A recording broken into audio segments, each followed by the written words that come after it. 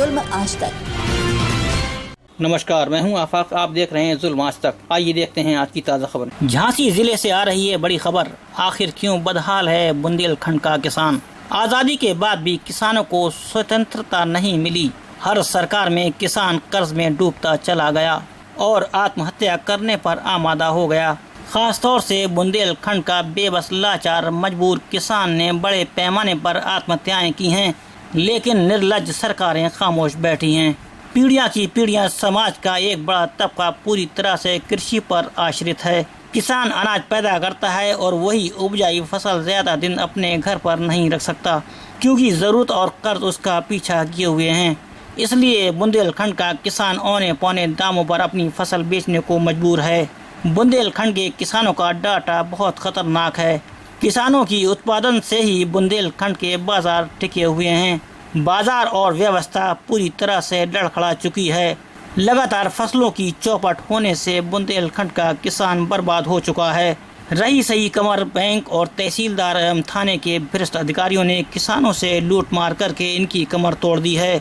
दलाल और बिचौलियों ने इनकी कंगाली की कगार पर लाकर खड़ा कर दिया है, जो मौजूदा शासन व्यवस्था पर सवालिया निशान खड़ा कर रहा है। देश और प्रदेश के हुक्मरान और प्रधान सेवक ये न भूलें कि जब जब किसानों ने हुकूमत सल्तनत के खिलाफ बगावत की है, तब तक ताज और तख्त आंधियां में उड़ गए हैं। समय रहते सूबे के मुखिया बुंदेलखंड के बदहाल किसानों के आंसू पोंछें और लूट मार कर रहे अधिकारियों पर अंकुश लगाएं।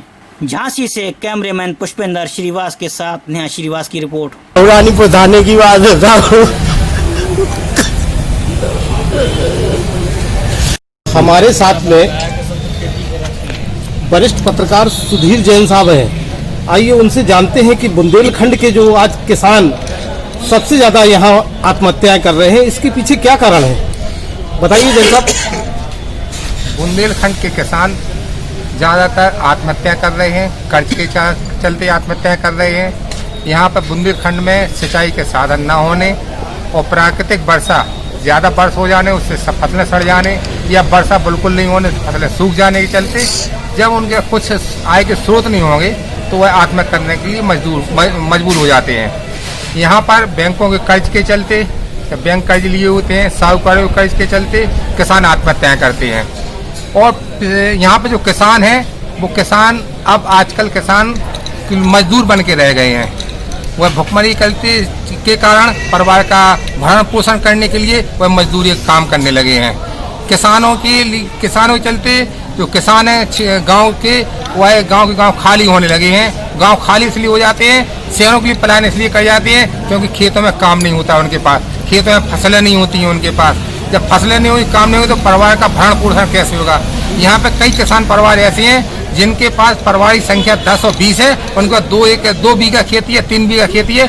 3 बीघा खेती में 10 परिवारों का बस 10 परिवारों को चलाने का काम जिम्मेदारी किसान की होती है, जिसके चलते वो साहूकारों के कर्जे में फंस जाते हैं।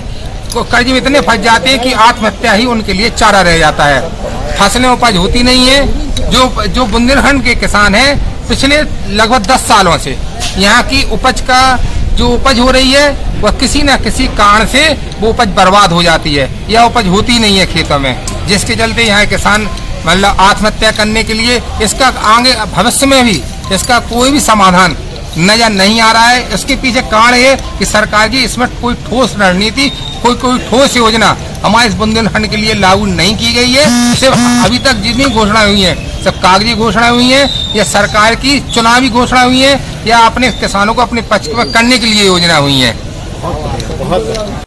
बुंदेलखंड का किसान क्यों आत्महत्याएं कर रहा है, आप बताएंगे इसके पीछे क्या कारण है। मेन समस्या है कि हमारे यहाँ रोजगार कोई उपलब्ध नहीं है। बुंदेलखंड में रोजगार की विकराल समस्या है। हमारे यहाँ का किसान दिल्ली, बम्बई, गुजरात और पंजाब में सिर्फ इसलिए भागता है कि यहाँ काम नहीं मिलता है।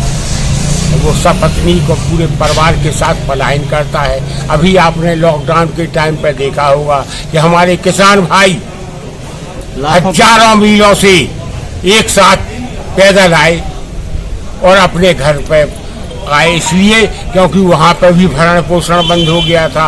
अब लॉकडाउन खुला तो मेरे किसान भाई फिर वहाँ पलांट की ओर आ गए हैं।